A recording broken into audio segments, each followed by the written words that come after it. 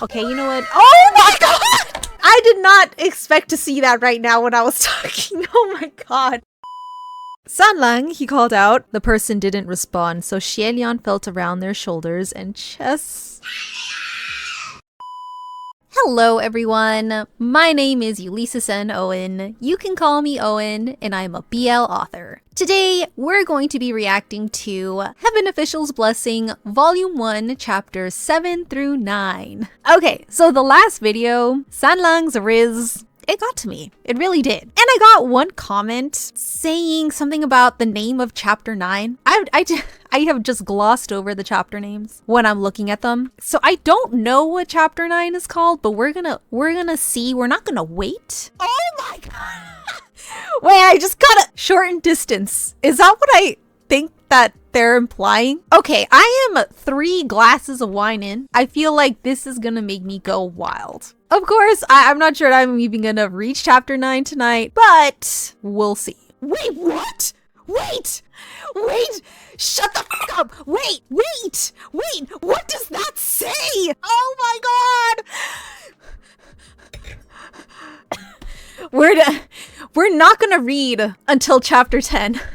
We're not gonna do that. I know Windmaster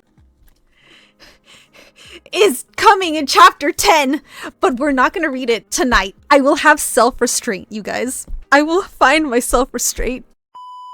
I totally forgot that Windmaster is gonna show up. I totally forgot. Oh, this is all your fault. You know this? I'm probably gonna sound a bit flustered while reading, so I'm sorry for that. Sanlang glanced at him and flashed a smile. I'm gonna head out for a bit.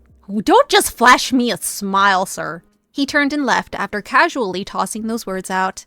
HUALIAN should have chased after him to ask, but he had a strange feeling that since Sanlang had said he would leave for a bit, then for sure he wouldn't be gone for too long, and he would definitely return. Thus, HUALIAN went back inside the shrine. I don't think he's going anywhere without you. Okay. HUALIAN started rummaging through the junk he'd collected the night before when walking the streets and dug out a wok with his left hand and a butcher knife with his right. He eyed the vegetables on the altar and stood up. After about 1 incense time, there was the sound of footfalls approaching the shrine, as expected.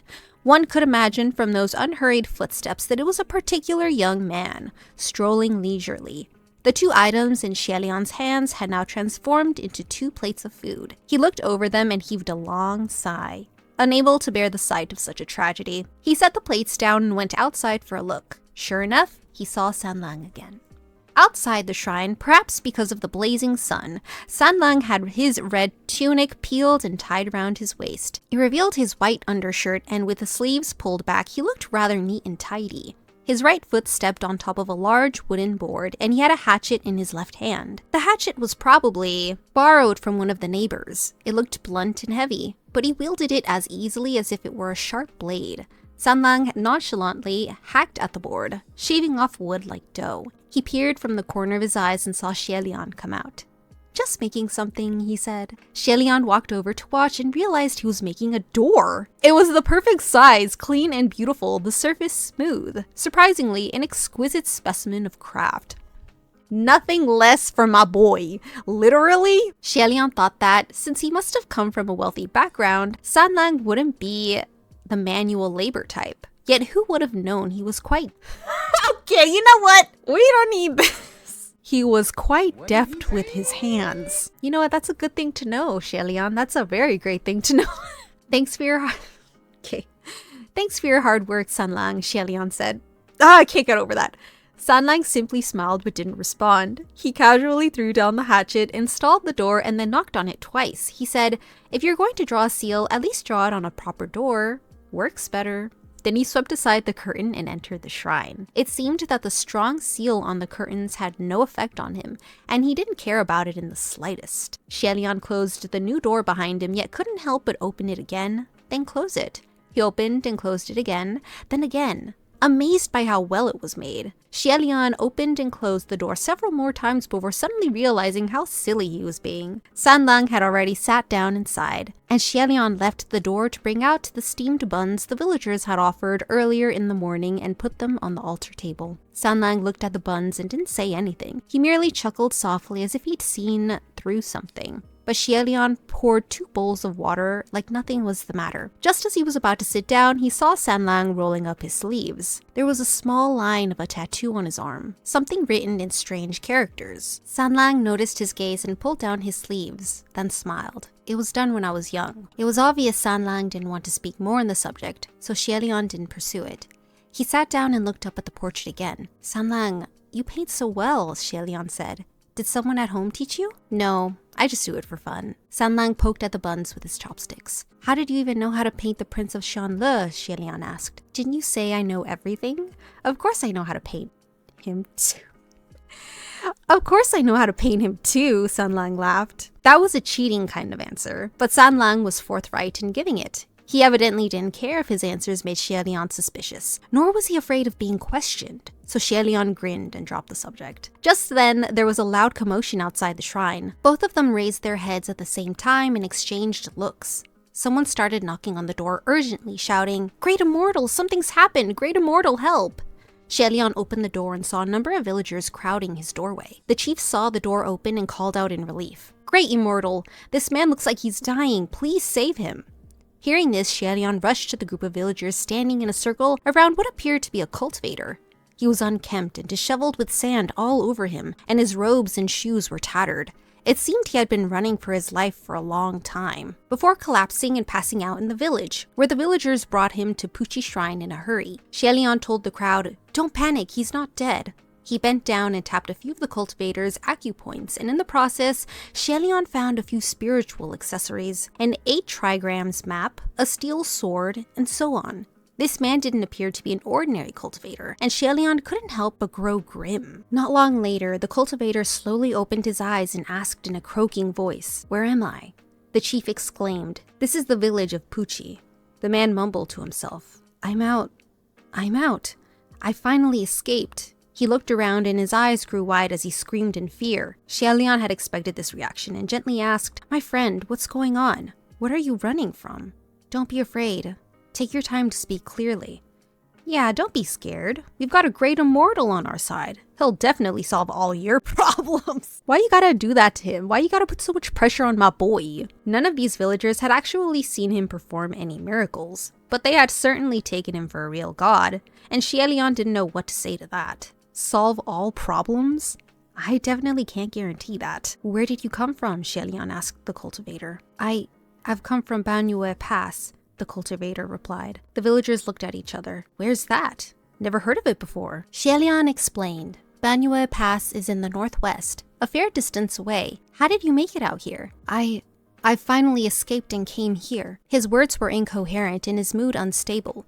In such a situation, the more people around, the harder it was to speak with everyone talking at the same time. So Xielian said, "Let's talk inside." Xielian easily lifted the cultivator up from the ground and helped him into the shrine. He turned to say to the villagers, "Everyone please leave. Don't stand here and watch."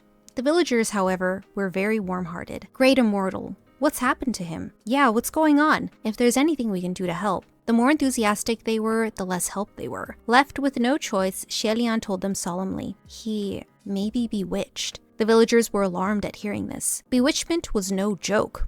Better not stick around. The crowd broke up and everyone hurried away. Xielian didn't know whether to laugh or cry, so he shook his head. He closed the door. Sanlang was still at the table playing with his chopsticks, and he eyed the cultivator askance. "Don't worry about him. Keep eating," Xielian told him. He then set the man down on the other stool while he stood. "My cultivator friend. I'm the shrine master here and also something of a cultivator myself.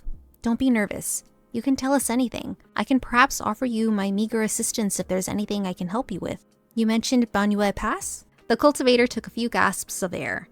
After coming to a place with fewer people and listening to Xielian's comforting words, the man finally calmed down. "Have you ever heard of Banyue Pass?" "I have," Xielian said. Banyue Pass is located within an oasis in the Gobi Desert.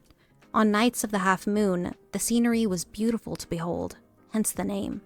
"Oasis? Beauty?" The cultivator shook his head. "That's all from over 200 years ago. Half a moon? More like half dead."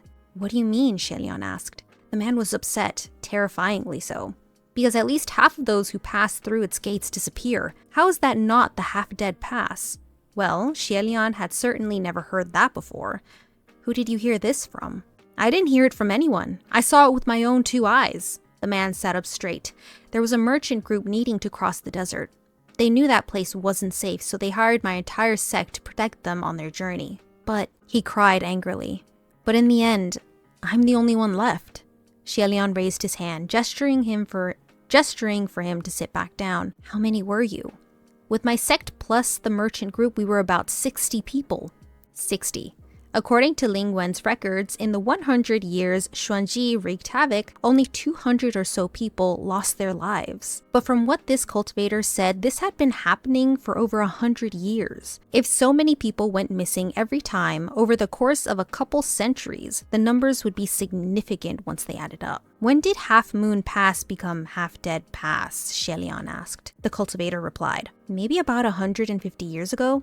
It was right after it became the territory of an evil cultivator. HUALIAN wanted to ask for more details about the murders and this evil cultivator he spoke of. However, he couldn't help feeling that something wasn't right, and it didn't sit well with him. At that point, there was no way to hide that strange feeling, and he furrowed his brows and became silent. Suddenly, Sanlang spoke up. You've run all this way from Banua Pass.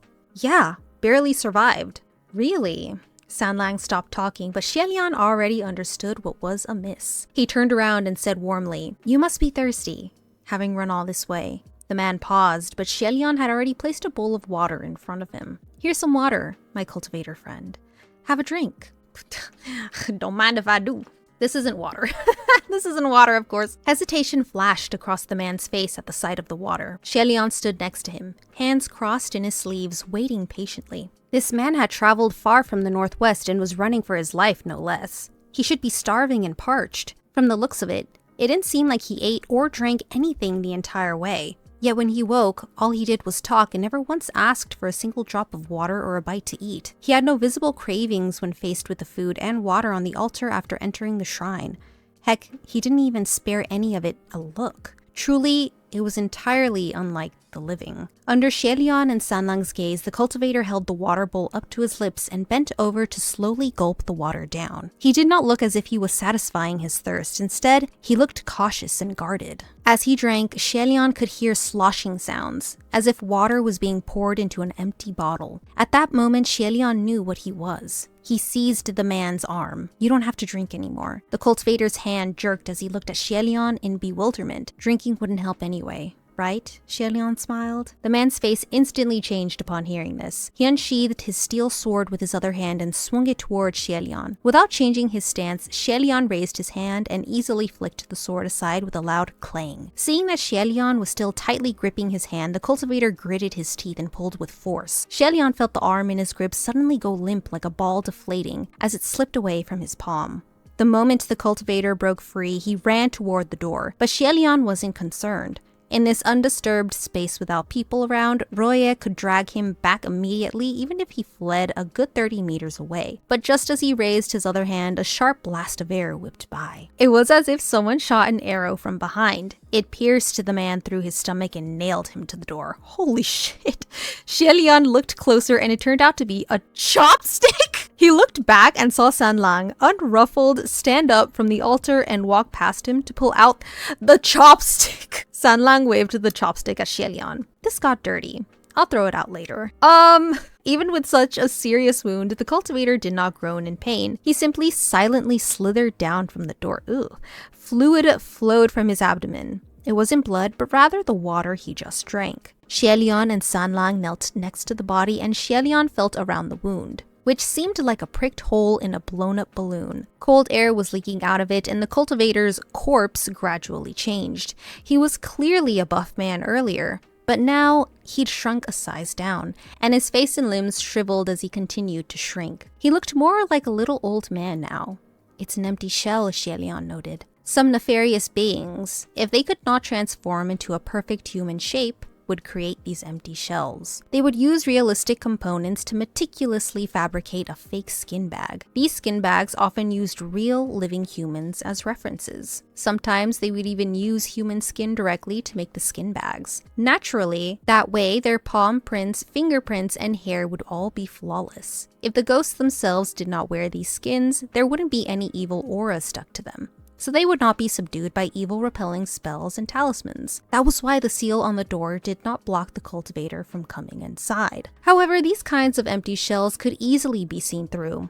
After all, they were hollow on the inside. If there was no one wearing the skin, it could only follow the instructions of the manipulator like a puppet. The instructions couldn't be overly complicated either. They had to be simple, repetitive, and set up beforehand. Therefore, the expressions and behavior of these skin bags were lifeless and sluggish, unlike real humans. For example, they could only repeat certain phrases, do certain repetitive things, or finish certain thoughts. If one asked too many questions, they wouldn't be able to answer, and would end up exposing themselves. Of course, HUALIAN had more practical ways of exposing these skin bags. Just let them drink some water or eat something.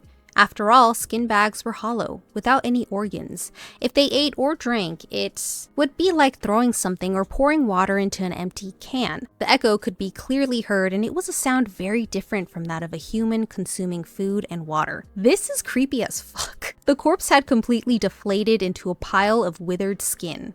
Sanlang poked at it with his chopstick and threw it away. This shell is rather interesting. HUALIAN knew what he was talking about. This cultivator's expressions and movements were more than realistic. He had conversed with them animatedly, gestured wildly, and responded emotionally, very much like a real person. Whoever was controlling it had to be quite powerful. HUALIAN glanced at Sanlang. Looks like you're quite knowledgeable about the wicked arts too, Sanlang. Sanlang smiled. Not really.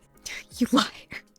This empty shell sought HUALIAN out specifically to tell him about Banyue Pass. Whether it was fake or real, its intention was obviously to lure him there. Play it safe. He would have to inquire about it in the communication array. HUALIAN pinched his fingers and calculated the amount of power he had left. There should still be enough to use it a few more times. So he formed a seal with his hands to enter. The communication array was livelier than usual, and not because of deities bustling around on official duties. Rather, it seemed like everyone was playing some sort of game, laughing and shouting. HUALIAN was rather amazed. Just then, Ling Wen reached out to him. "Your Highness is back? How were your days down in the mortal realm?" "It's all right, not too bad. What's everyone doing? They seem so happy," HUALIAN asked. You guys, I didn't even say the name yet. I'm gonna start crying. Oh my god, you guys, look. Ling Wen replied, "The Windmaster has just returned." I need to calm down. Okay, I need to calm down. Ling Wen replied, "The Windmaster has just returned and is giving away merits. Why don't you go and see if you can grab any?" Sure enough, HUALIAN could hear the many officials cheerfully shouting,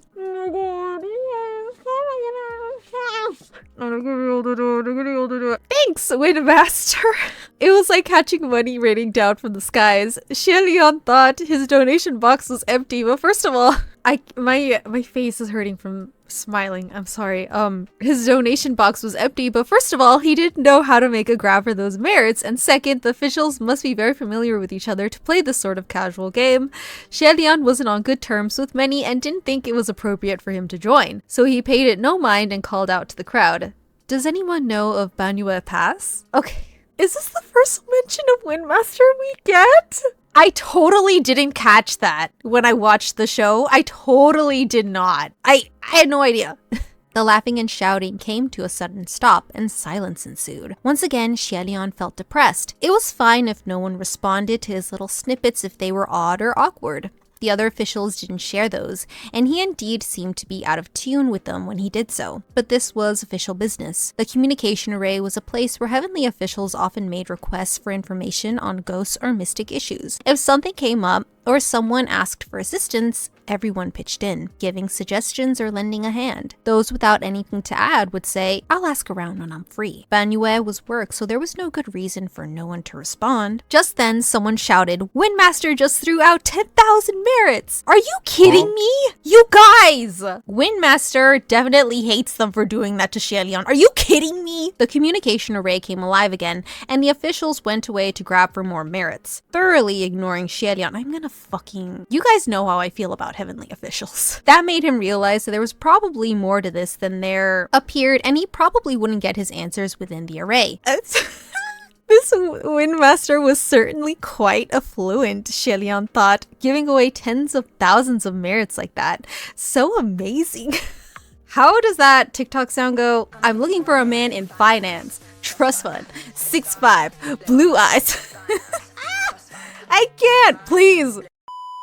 He was about to exit the communication array when Ling Wen called out to him privately. Your Highness, why didn't you mention Banyue Pass? Ling Wen asked. Xie recounted his encounter with the skin bag. That empty shell pretended to be a survivor from Banyue Pass, and it has to have a motive. I wasn't sure whether his words were true, so I came in to ask, what's going on with that place? Ling Wen was quiet for a moment before she said gravely, Your Highness, I advise you to stay away from this matter. Xie had thought she might say something similar, otherwise something like this wouldn't have lasted for over 150 years without any questions, and make the entire court go silent just because he asked. Is it true that half the people go missing every time a group traverses Banyue? It was a long time before Ling Wen answered. It's not easy for us to speak on this matter. Xie heard the deliberation in her words. There might have been something putting her on the spot, so he said, All right, I understand. If it's inconvenient, then we shall not speak of it again. And we have never spoken in private on this subject either. Xie withdrew his consciousness and left the communication array. He rose to his feet and used the broom to sweep the fake skin to the side. After mulling over Ling Wen's words for a moment, he looked up at Sanlang. Sanlang,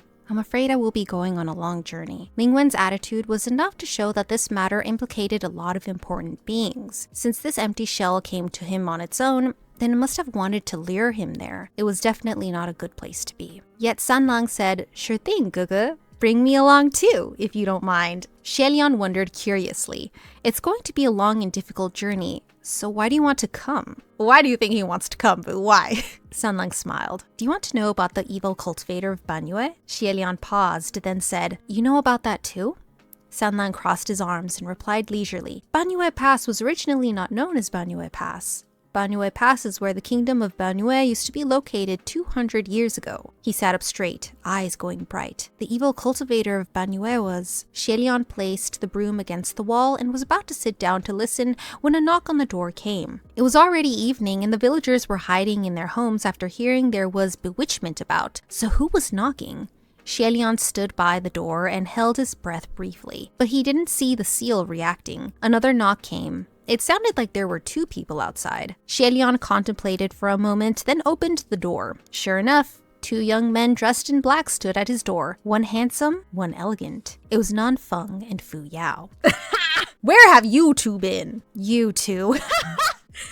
The way he said it. Fu Yao rolled his eyes and Nanfeng blurted, You're going to Banyue Pass, aren't you? Oh my god, they heard him in the communication array. Where did you guys hear that? Xie wondered. Nanfeng said, Some officials were talking about it. I heard that you asked about Banyue Pass in the communication array today. Xie understood their intentions and crossed his hands in his sleeves. I see. I volunteer, right? Both junior officials' expressions contorted as though they had toothaches. Yes.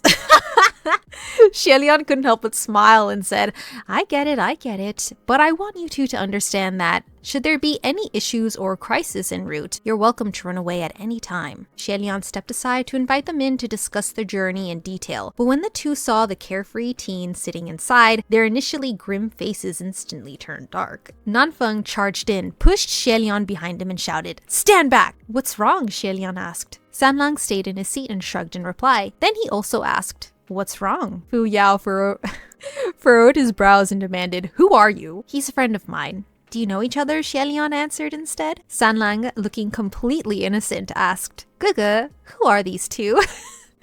The innocent act. Hearing Sanlang called Xie Gugu made Nanfeng's lips twitch and Fu Yao's brows spasm. Xie raised his hand and said to Sanlang, It's nothing, don't worry. But next to him, Nanfeng shouted, Don't speak to him. What? Do you know each other? Xie asked again. ... No, Fu Yao said coldly. If you don't, then what are you? Before Xie could finish, he sensed lights flashing next to him. Casually, he looked back and found that the other two had produced balls of divine energy in their palms at the same time. An ill sense of foreboding overcame Xie and he grabbed at them in alarm. Stop! Don't act rashly! The bulbs of divine energy were pulsing, staticky and dangerous. Definitely not something a normal person could make. Sanlang clapped a couple of times in polite appreciation. Amazing! Absolutely magical! It was truly the most insincere compliment. Xie finally caught Nanfeng in Fu Yao's arms to stop them from firing. Nanfeng turned to him angrily and questioned, "Where did you meet him? What's his name? Where does he live? Where is he from? Why is he with you?" Bro, what? They're so protective. I mean, I already knew this, but like in the book, it feels like they're like 10 times more protective. They're like parents. They're like his parents. Who is this boy you're seeing? Why is he here? What is his name? Where does he live? Xie answered, "We met on the road. His name is Sanlang. I don't know anything else, only that he has nowhere to go, so I let him stay. Will you two please stop?" "You!" Nanfeng couldn't speak. It was as if he wanted to scream at Xie but forcibly swallowed his words. "You let him in despite knowing nothing? What if he has ulterior motives?" Xie wondered why Nanfeng's tone made him sound like his father. Dude, what did I say? Oh my god. Oh no, I lost my page. Any other heavenly official, or just any person, if they heard someone younger say anything in such a manner, they would have been displeased. But first, Xie was already used to all kinds of rebukes and taunts, so he felt nothing. And second, he knew that those two meant well and were only saying those things out of worry, so he didn't mind. At that time, Sanlang cut in. "Gugu, are they your servants?" Xie replied gently. "The term servants isn't quite right. To be more precise, they're helpers, I guess." Sanlang smiled back. "Really?" The youth stood up and grabbed an item and threw it at Fu Yao. "Then why don't you help out?"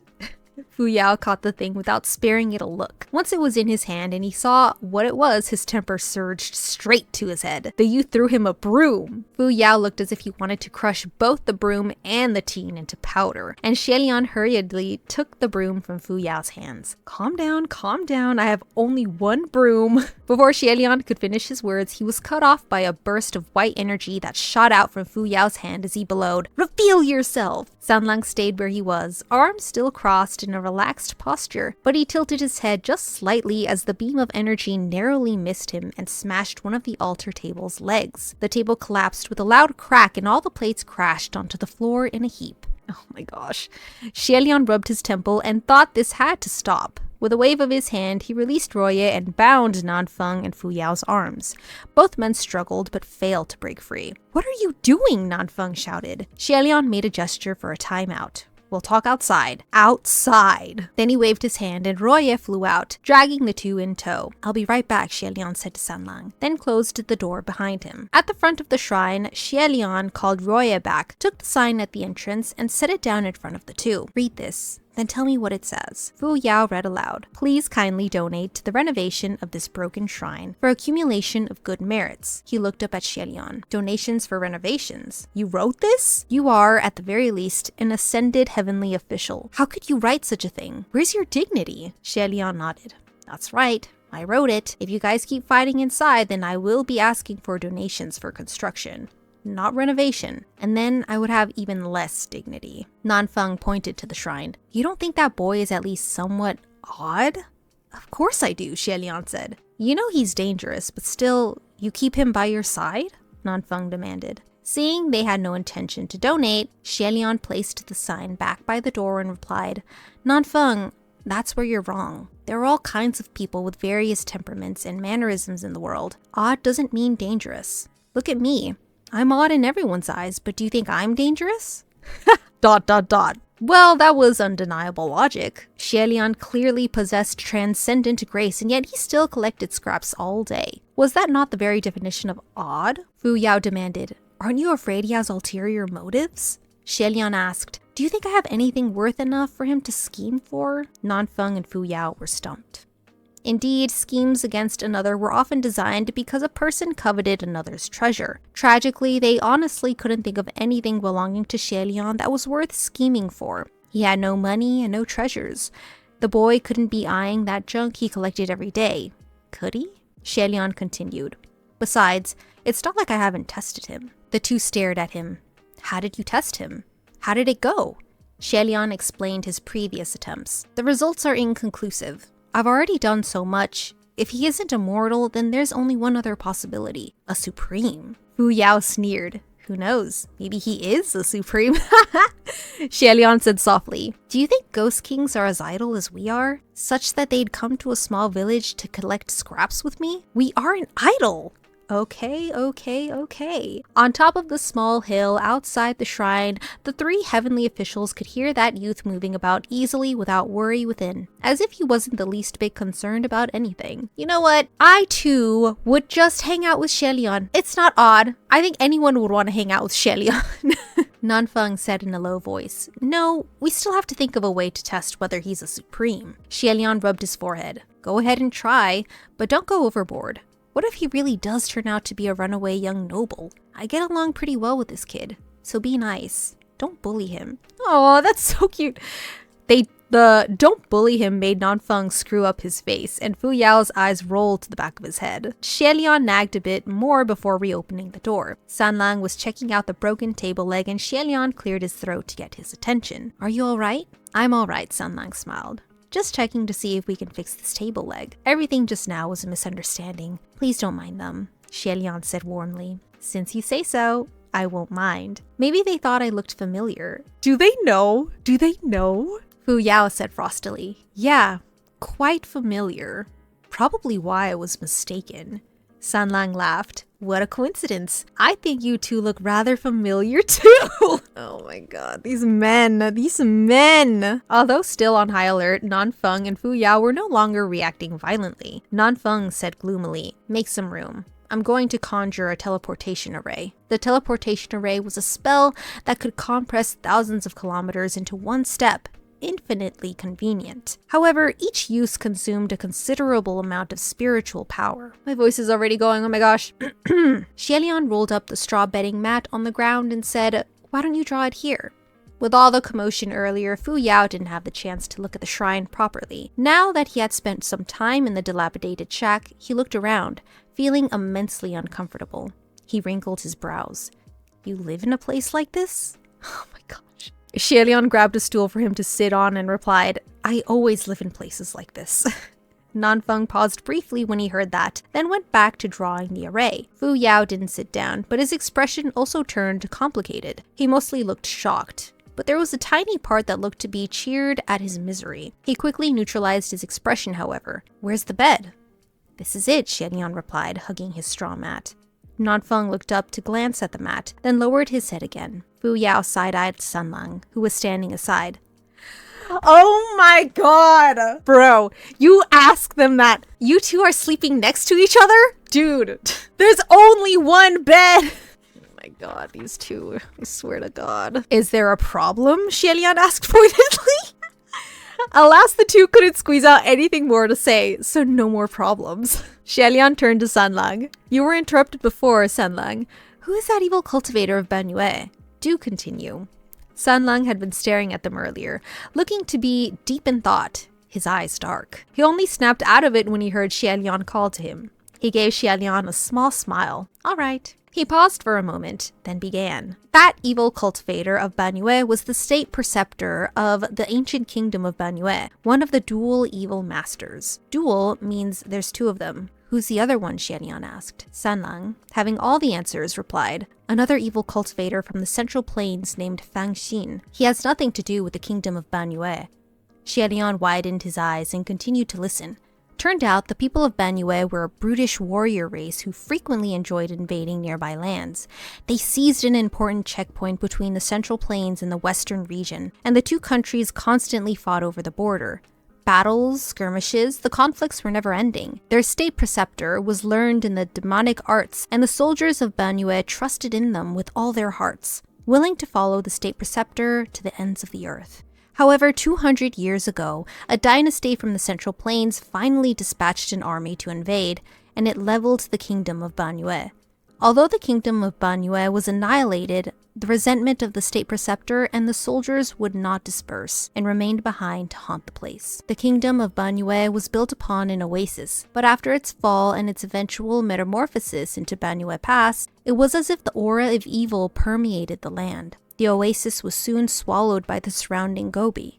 Some said they still saw shadows of Banyue warriors, giant and terrifying, with maces in hand, patrolling back and forth, hunting. Thousands of civilians who used to live there gradually migrated, unable to make a living in a dying oasis. That was when the rumors of disappearing travelers started to spread. All those who came from the Central Plains wishing to pass through must leave behind half their assets as toll, those assets being human lives. Fu Yao smiled without mirth. This young master sure knows a lot. San Lang smiled back. It's nothing. You just don't know very much, that's all. Oh my god, do not do that to him. Xuelian smiled in spite of himself, amused by San Lang's sharp tongue. Oh my god. San Lang continued lazily. This is just based on unofficial history and ancient records of strange supernatural occurrences. Who knows if the state preceptor of Banyue is real? Maybe the kingdom of Banyue didn't even exist. Okay, bro, okay. The girls are fighting. Okay. I don't know, I'm debating reading it right now. Shortened distance, adrift in sandstorms. God, I just know what's coming. I know what is coming, and I don't. A few moments later. Even though it's rogue records and rumors you read, the kingdom of Banyue certainly existed, Xuelian explained. Oh? San Lang asked. Just then, Nanfeng completed an interweaving array on the ground and called out to the others in the room. It's done. When shall we go? He placed his hand on the door and recited, "By the heaven official's blessing, no paths are bound." Then he pushed gently. As wide as the streets were, there was barely anyone on the road, maybe one or two pedestrians every now and then. This wasn't only because it was late in the evening, but because the population in the far northwest was already small, on top of being this close to the Gobi. Even in broad daylight, there wouldn't be many walking about. Xuelian closed the door behind him, and it was no longer Puchi Shrine on the inside, but a small inn. That one step certainly was thousands of miles, the miracle of the teleportation array. A couple of pedestrians walked by, grumbling as they stared at them, appearing quite guarded. San Lang spoke up from behind Xuelian. According to historical records, when the moon sinks in the sky, follow the North Star and you will come upon the kingdom of Banyue. Gege, look. San Lang pointed to the sky. There's the North Star. Xuelian looked up and smiled. It's so bright. San Lang stepped closer to Wow, the stars are beautiful tonight. Yeah. You know who's more beautiful? Who? Xuelian. He cast a glance at him, then looked up too. Yeah, it seems the night sky in the northwest is somehow more uplifting than in the central plains. Xuelian agreed, and the two became immersed in a serious discussion on stars in the night sky. Meanwhile, the two junior officials behind them watched in disbelief. They're like, you guys, we're here too. Nanfeng questioned, why is he here too? The door you created looked so magical, I followed along to check it out, San Lang replied innocently. Check it out? Do you think this is a fun tour? Nanfeng shouted angrily. Xuelian rubbed his forehead and said, let it go. Since he's here, he's here. He won't eat your rations. I should have enough. San Lang, stay close to me. Don't get lost. Okay, San Lang responded, looking obedient and, oh, you motherfucker. I know what you're doing. This isn't a question of rations. Xuelian sighed. Nanfeng, please keep it down. It's the middle of the night. Everyone is sleeping. Let's just focus on the task at hand and stop sweating the small stuff. From Huaqiang, totally dissing Fu Yao. Xuelian, totally messing with Nanfeng. They're like perfect for each other. The four followed the North Star and traveled northward. After walking nonstop for an entire night, the towns and greenery along the way became more and more sparse, and the ground slowly gave way to sand. Finally, they reached the Gobi Desert. Although the teleportation array could cross over 500 kilometers in one step, it used an exhaustive amount of spiritual power. The farther one went, the more spiritual power it sapped, and the time it took to restore that spiritual power also lengthened. This one step Nanfeng helped them take would require at least several hours to recover from. To conserve strength in case of an unforeseen battle, Xuelian decided not to have Fu Yao perform the same conjuring. For such a journey as this, someone must have their spiritual powers at full strength. In a desert climate, the difference between night and day was extreme. The nights were freezing to the bone, but not too bad. However, when it became day, it was another story. The sky was clear and cloudless, giving way to a scorching sun. It was as if they were walking in a steaming oven, cooking them alive from the ground. Xuelian led the way, using the direction of the wind and small vegetation growing under rocks to find their path. After a while, he looked back, worried that someone may not be able to keep up. Nanfeng and Fu Yao were obviously fine, being immortal and all. Seeing San Lang, though, made him laugh. Under the blazing sun, the youth had peeled off his outer red tunic and was using it to lazily block the sun, looking tired and cranky. His skin was pearl white, his hair coal black, and with the red tunic covering his face, his features seemed even more accentuated. HUALIAN removed his bamboo hat and put it on Sanlang's head. "Here, I'll lend it to you."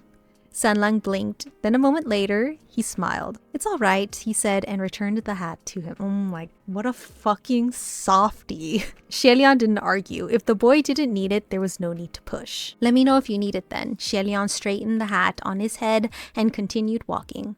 After a while, the group noticed a small gray building in the midst of all the sand. Upon closer inspection, it appeared to be an abandoned inn. HUALIAN looked to the sky and saw that it was just past noon and time for the worst of the heat. They had walked all night. It was time for a break. HUALIAN led the group inside and they found a table to sit and settle at. HUALIAN took out a water bottle from his bag and handed it to Sanlang. "Do you want some?" Sanlang nodded. He reached for the water bottle and drank from it before HUALIAN took it back to drink himself. He gulped down the water, his Adam's apple rolling up and down as he drank. He felt the coolness pass down his throat, incredibly refreshing. Next to him, Sanlang had his arm propping up his chin, stealing... Cheers, bro. I'll drink to that. Sanlang! HUACHYUNG! We can all see what you're doing, HUACHYUNG. I see you. Dear goodness gracious me! Next to him, Sanlang had his arm propping up his chin, stealing glances as HUALIAN drank. Oh my god. Bro, I can't do this. I can't. HUALIAN wiped away the bit of water that was caught on his moistened lips. Moistened lips.